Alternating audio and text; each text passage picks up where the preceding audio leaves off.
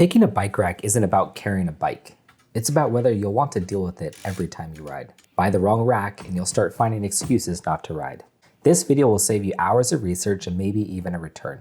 My e-bike weighs around 53 pounds. That alone eliminates a huge number of racks people casually recommend, but that are limited to 40 or 50 pounds max. Then real life kicks in. Am I removing this rack every few days? Does it block the hatch? Will it mess with the reverse sensors or the Tesla autopilot? And can I install it myself without hating the process? Here's the part that nobody says clearly. There is no perfect rack. Every rack is a compromise between weight, security, convenience, and cost. The best rack is the one that you don't hate using. There are premium heavy-duty racks from brands such as Kuat, Yakima, and Thule that are excellent. They're stable, well-built, and very secure. But they're also really heavy, bulky, expensive, and don't come in a single bike model. If you leave the rack on all the time, it might make sense, but I don't want to do that. There are also more affordable platform racks that can handle e-bikes. Many are steel, heavy, or awkward to manage solo. Some block tailgate access more than I wanted. This is the one I ended up with. It's the OneUp USA Heavy Duty Single Bike Rack. This is not a sponsored video. And I'll tell you why I chose it, plus what I learned from other Tesla Model Y owners that have lived with these racks for years. One thing that comes up over and over is longevity. People report using racks for 9 to 15 years with no major failures. They like that it's all metal, holds up well in the weather and road trips, and doesn't turn into junk just because one part wears out. Every part's replaceable. Arms, glide bars, hitch parts, bolts.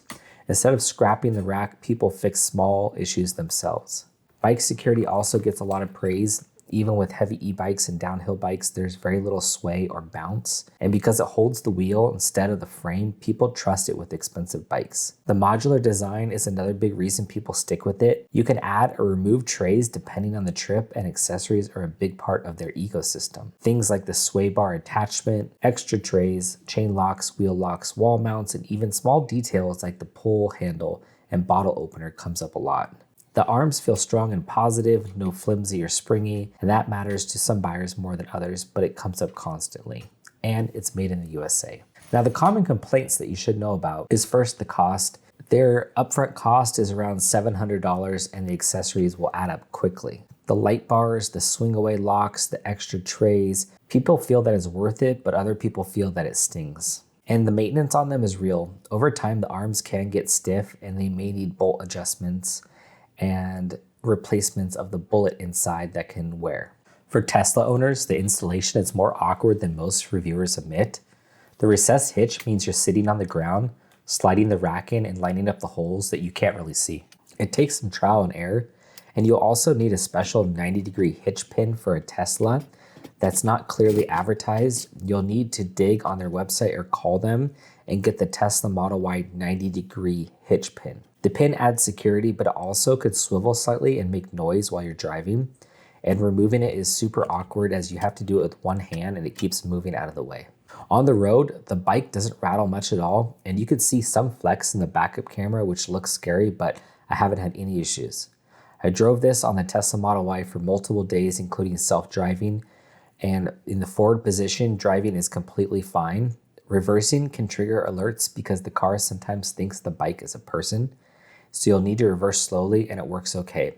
But if you reverse too quickly, you might engage your emergency braking. When the rack is folded up and empty, it doesn't interfere with reversing at all. The tilt mechanism works, but it's not perfect. And the upgraded one-hand levers that you can purchase sometimes stick. You often need one hand stabilizing the bike and one hand on the release. The add-on locks that you can buy can help with grab-and-go situations, but not a determined thief. Most people add a heavy-duty chain, and I would recommend that you do the same. When folded fully upright, the rack gets very close to the painted bumper. I keep it around a 45-degree angle to feel more comfortable. And one Tesla-specific issue is the rear hatch.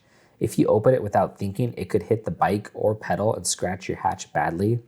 That's something you're gonna have to train yourself to avoid. And I wish that they added a child lock feature in the Tesla to prevent you from opening the gate whenever you turned on a button. Is this a perfect rack? No.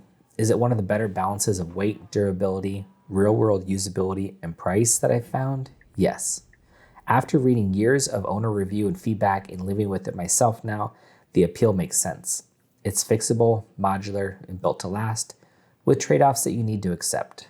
For me, it was a rack that's easy to live with and lightweight, which means the bike will actually get used more. That mattered more than chasing a perfect solution that really doesn't exist. So if you bought a new bike, I highly suggest you don't rush your rack decision. Think about how often you'll remove it, how much weight you're going to want to manage, and how this will fit into your daily life. For me, lightweight was important, and it's been proven over time. If you found this video useful, please give us a like and a subscribe, and we'll see you in the next video.